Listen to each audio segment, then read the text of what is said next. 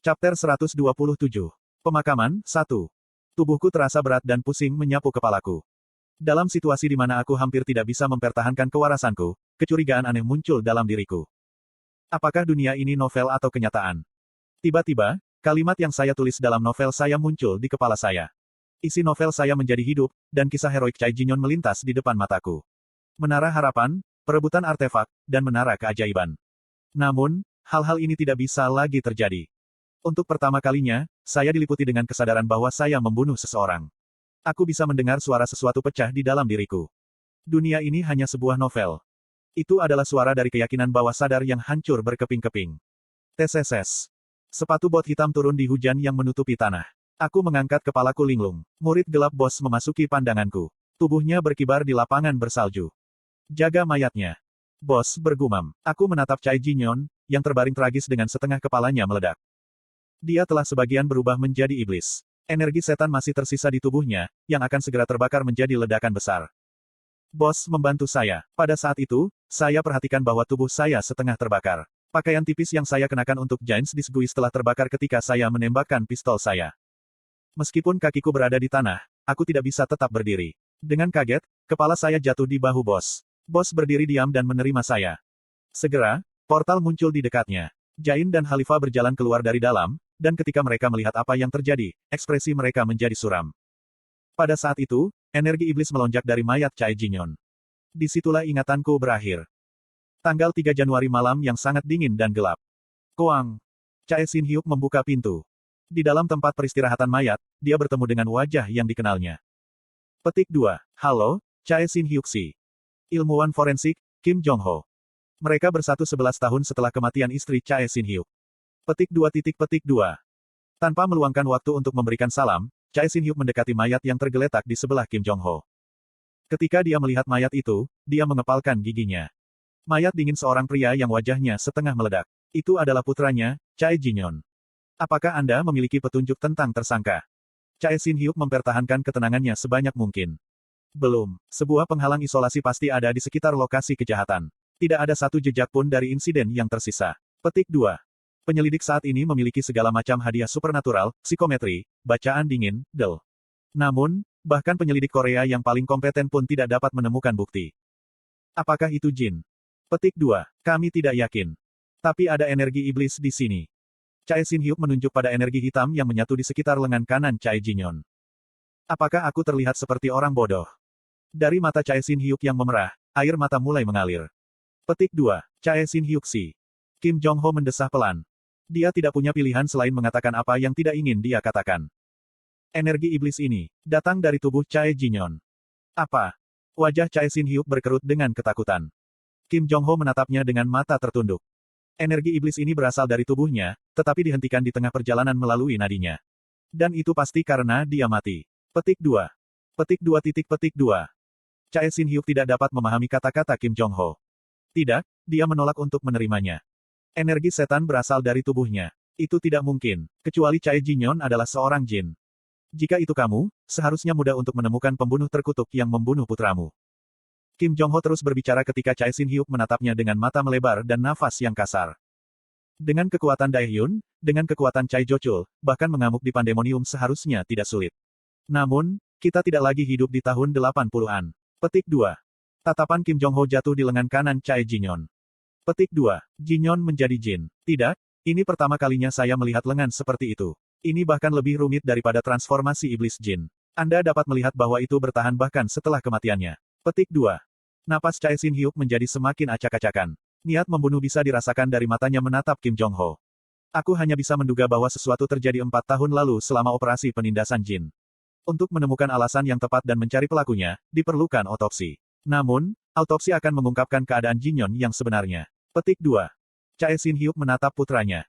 Tatapan sang ayah mengamati tubuh sang putra. Setengah wajah meledak, mata tertutup selamanya, tubuh kurus lemah, dan lengan kanan dimakan oleh keberadaan misterius. Cai Xin Hyuk perlahan menutup matanya.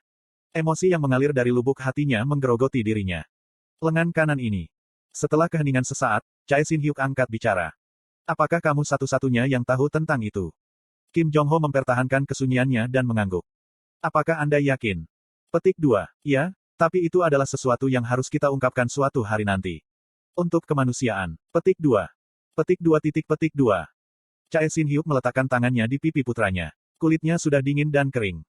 Membelai apa yang terasa tidak berbeda dari ikan, Chae Sin Hyuk bergumam dengan nada muram. Petik 2. Aku tidak pernah menyangka akan melihat hari di mana putraku bangun. Dia pikir Chae Jinyon telah meninggal 4 tahun lalu. Dia sedih dengan hutang yang tidak bisa dia bayar. Tetapi 2 minggu lalu, ketika putranya secara ajaib bangun, dia merasa seperti berada di puncak dunia. Hari ini, aku kehilangan putraku untuk kedua kalinya.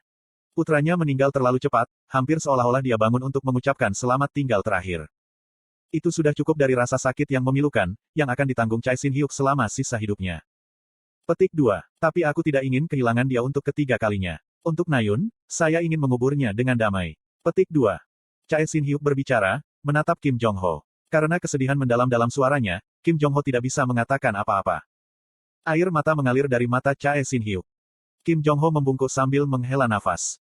Aku akan melakukan yang terbaik. Saya akan pergi sekarang. Petik 2. Dengan itu, Kim Jong Ho memberi Chae Sin Hyuk waktu berduaan dengan putranya. Petik 2. Di sebuah ruangan kosong dengan hanya kedinginan baja dan mayat, Chae Sin Hyuk membelai wajah putranya dengan tangan gemetaran. Karena air mata menyumbat tenggorokannya, dia tidak bisa mengatakan apa-apa. Dia hanya punya satu keinginan. Nak, putraku, kuharap kau memiliki ayah yang lebih baik di kehidupan selanjutnya. Itu adalah kenangan dari masa lalu. Meskipun kurang warna dan hilang beberapa keping, itu adalah ingatan yang sering saya impikan. Nayun. Setelah memperhatikan saya berlatih memanah untuk waktu yang lama, Opa memanggil nama saya. Tidak. Tanda hubung. Anda dapat istirahat jika terlalu sulit. Dia berjalan ke arahku dengan hati-hati dan mengangkat tangan. Ketika dia melihat tangan saya berdarah dan lecet, dia memasang ekspresi sedih, tetapi saya menggelengkan kepala. Aku akan berusaha lebih keras lagi. Saya ingin menjadi pahlawan yang lebih besar daripada Opa. Mendengar komentar sombong dan berani saya, Opa tersenyum dan membelai rambutku. Tangannya hangat dan dapat diandalkan. Aku harap kamu juga. Omong-omong, Anda tidak melupakan minggu depan, kan? Kami pergi ke taman hiburan. Perjalanan ke taman hiburan paling terkenal di Korea, Foreverland. Alih-alih bahagia, aku diingatanku menggelengkan kepalaku dengan wajah bermasalah. Aku tidak bisa pergi. Saya pergi ke tempat lain dengan teman-teman saya. Sangat. Meskipun dia tampak kecewa, dia dengan cepat nyengir. Kemudian kurasa kita harus pergi lain waktu. Opa akan bekerja sekarang, jadi jangan terlalu memaksakan diri. Anda tidak akan tumbuh lebih tinggi jika melakukannya. Gelombang sampai nanti, Opa gelombang. Pagi ini tetap begitu jelas dalam ingatan saya karena satu alasan. Malam itu, Opa kembali koma. Air mata mengalir dari mataku saat aku bangun. Sinar matahari yang menyilaukan bersinar melalui jendela dan menusuk mataku. Pagi Gunung Baekdu telah tiba. Suasana sekolah seni bela diri Yosi Hyuk jelas dan menyegarkan. Fenomena mana seperti kabut dan penghalang tidak terlihat dimanapun saat ini. Saya melonjak dan melihat ke samping tempat tidur. Foto-foto berharga yang saya ambil dengan Opa berbaris dalam bingkai. Senyum muncul di wajah saya. Setelah melihat sekeliling ruangan untuk memastikan tidak ada orang di sini, saya mengambil foto yang saya sembunyikan di bawah mereka. Itu adalah foto saya dan Kim Ha-jin. Itu keluar dengan sangat baik. Saya tidak melihat gambar ini karena alasan tertentu. Itu hanya karena itu keluar dengan sangat baik. Itu pasti bukan karena Kim Ha-jin ada di dalamnya. Gelombang. Setelah mengembalikan foto itu, saya menggeliat. Sambil tersenyum di bawah sinar matahari yang hangat di luar jendela, saya menuju ke kamar mandi. Kamu di sini, Uni. Begitu saya memasuki kamar mandi, seorang gadis kecil berusia 10 tahun menyambut saya. Oh, hei, kau juga bangun pagi-pagi. Ini Ji-hae. Benar, Ji-hae. Yosi Hyuk memiliki 16 murid resmi, 8 laki-laki dan 8 perempuan. Mereka menerima pelatihan di bawah Yosi Hyuk dan 5 lainnya. Namun, Kim Suho, saya, dan 10 anggota KAM lainnya, tidak termasuk di antara para murid resmi. Kami hanya akan tinggal di sini selama liburan musim dingin dan menghilang sesudahnya. Sangat bagus. Setelah mandi, saya melompat ke sumber air panas. Tidak ada yang salah dengan tinggal di sumber air panas mana kaya. Saya keluar setelah sekitar 20 menit istirahat. Beralih ke seragam saya pergi ke halaman depan tempat pelatihan pagi diadakan. Chae Nayun, Shin Jong-hak dan Kim Suho muncul. Mereka tampaknya telah mandi juga. Saya terkekeh dan berbicara. Bukankah ini pagi yang indah? Iya itu dia. Aku merasa seperti bisa mengalahkanmu hari ini, jadi kamu lebih baik hati-hati. Apakah itu karena langit yang cerah? Saya merasa sangat baik hari ini. Kim Suho menatapku dengan tercengang dan tertawa. Mengapa kamu begitu energi hari ini? Apakah karena hari ini adalah hari surat? Petik 2. Tanggal 3 Januari. Itu hari ke-10 mereka di sini. Ada satu acara khusus dalam jadwal hari ini. Tidak, itu tidak ada hubungannya dengan itu. Elektronik tidak berfungsi di Gunung Baekdu, jadi tidak mungkin untuk berkomunikasi dengan seluruh dunia. Meskipun masalah ini dapat diatasi, Tuan Yoshihyuk membiarkan semuanya seperti itu. Namun, hari ini adalah hari di mana dimungkinkan untuk berkomunikasi dengan dunia luar. Waktu surat, hari ini persis seperti itu.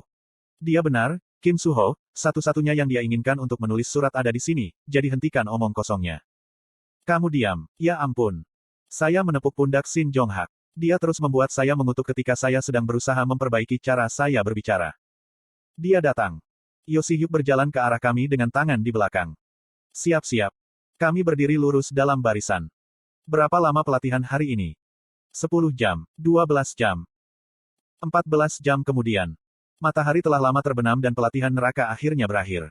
Saat ini, Chae Nayun sedang berbaring di tempat tidurnya, menatap selembar kertas. Hai, saya di Gunung Baekdu. Petik 2. Kedengarannya itu tidak benar. Dia sudah menulis surat untuk dikirim ke Chae Jinyon. Mengikuti hatinya, 30 menit sudah cukup. Namun, dia membutuhkan lebih banyak waktu dengan surat khusus ini. Saya di Gunung Baekdu ke pelatihan sangat mudah kek, apa yang sedang kamu lakukan? Kekek. Tidak, itu tidak lebih baik. Pada akhirnya, Chae Nayun mengacak-acak rambutnya dan melemparkan penanya ke bawah. Seharusnya saya membaca beberapa buku. Saya tidak tahu bagaimana menulis sama sekali. Petik 1. Chae Nayun menghela nafas, tetapi tidak mau menyerah pada kesempatan ini yang datang sekali setiap 10 hari, dia mengambil penanya kembali.